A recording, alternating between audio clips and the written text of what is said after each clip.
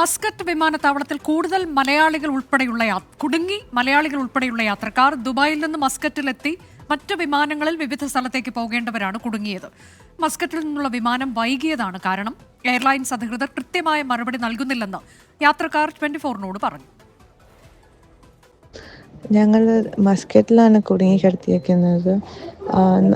ഞങ്ങൾ മലയാളികൾ മാത്രമല്ല, വേറെ ലാംഗ്വേജ് മനുഷ്യരും ഉണ്ട്. നമ്മളെല്ലാവരും ദുബായിൽ നിന്ന് മസ്കറ്റ് വന്നിട്ട് മസ്കറ്റിൽ നിന്ന് ബാംഗ്ലൂർ, ചെന്നൈ, ബോംബെ അങ്ങനത്തെ സ്ഥലത്തോട്ട് പോകാനിരുന്ന ആൾക്കാരാണ്. ദുബായിൽ നിന്ന് മസ്കറ്റിലോട്ടുള്ള ഫ്ലൈറ്റ് ഡിലേ ആയി. ആൻഡ് ആഫ്റ്റർ ദാറ്റ് നെക്സ്റ്റ് വരുന്ന കണക്റ്റിംഗ് ഫ്ലൈറ്റ് നമ്മളെ വിട്ടിട്ട് പോയേക്കുവാൻ. ആൻഡ് മുഹമ്മദ് റഹീസ് വിശദാംശങ്ങളുമായി. മുഹമ്മദ് റഹീസ്, ഇതിൽ ഏത് എയർലൈൻസ് ആണ്? അവരുടെ വിശദീകരണം എന്തെങ്കിലും ഉണ്ടോ?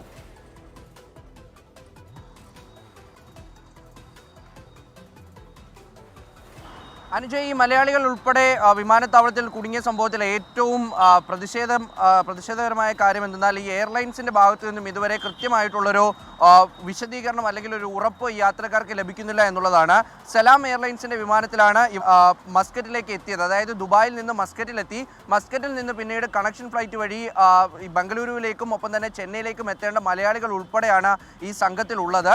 അപ്പോൾ അവർ ഇന്നലെ രാത്രി 2.5 മണിക്കൂർ വൈകിയാണ് ദുബൈയിൽ നിന്ന് മസ്കറ്റിലേക്ക് ഈ ഒരു വിമാനം വരുന്നത്. അപ്പോൾ ഈ എയർലൈൻസ് അധികൃതരോട് യാത്രക്കാർ ഒന്നാകെ ചോദിച്ചിരുന്നു, തങ്ങൾക്ക് ഇവിടെ നിന്ന് കണക്ഷൻ ഫ്ലൈറ്റ് പിടിച്ചു പോകേണ്ടതാണ്, അപ്പോൾ അതുകൊണ്ട് എന്താണ് ഇനി നടക്കുക എന്നുള്ള കാര്യം വ്യക്തമാക്കണമെന്ന് പറഞ്ഞിരുന്നു.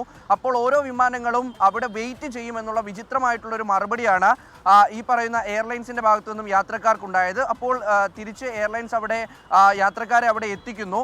ശേഷം ഇവർ പുറത്തിറങ്ങിയപ്പോഴാണ് തങ്ങൾക്ക് പോകേണ്ട വിമാനങ്ങളൊക്കെ തന്നെയും പോയിട്ടുണ്ട് എന്നുള്ള കാര്യം മനസ്സിലാക്കുന്നത്.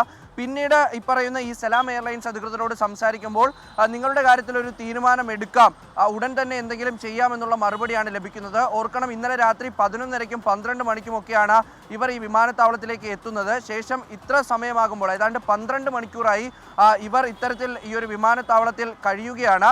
ഇവർക്ക് മതിയായ ഭക്ഷണം നൽകാനോ അല്ലെങ്കിൽ ഒരു കുപ്പി വെള്ളം പോലും എത്തിക്കാനോ ഈ എയർലൈൻസ് അധികൃതർ തയ്യാറായില്ല എന്നുള്ളതും പ്രതിഷേധാർഹമായിട്ടുള്ള കാര്യമാണ്. തുടർ യാത്രയെക്കുറിച്ച് എന്താണ് എയർലൈൻസ് അധികൃതർ എന്തെങ്കിലും ഉറപ്പ് നൽകുന്നുണ്ടോ മുഹമ്മദ് റഹീസ്?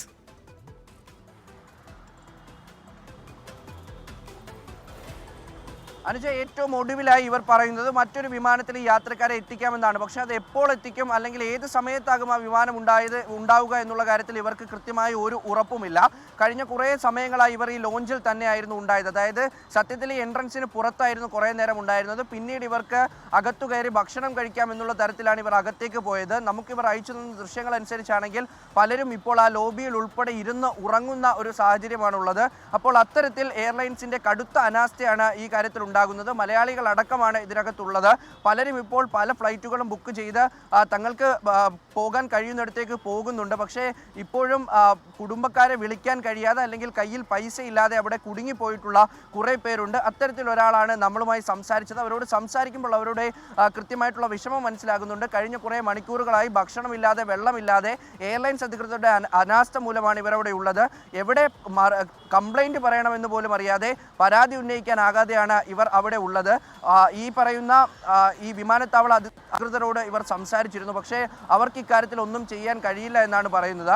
ഇനി ആരെങ്കിലും ഈ എയർലൈൻസിന്റെ ഏതെങ്കിലും പ്രതിനിധികൾ ഇവരോട് വന്ന് സംസാരിക്കും എന്നുള്ളൊരു പ്രതീക്ഷയിലാണ്. ഇത് കാരണമായി മാറിയത് മുഹമ്മദ് റഹീസ്, ഒരു വിമാനം വൈകിയതാണോ ഇതിന് കാരണം?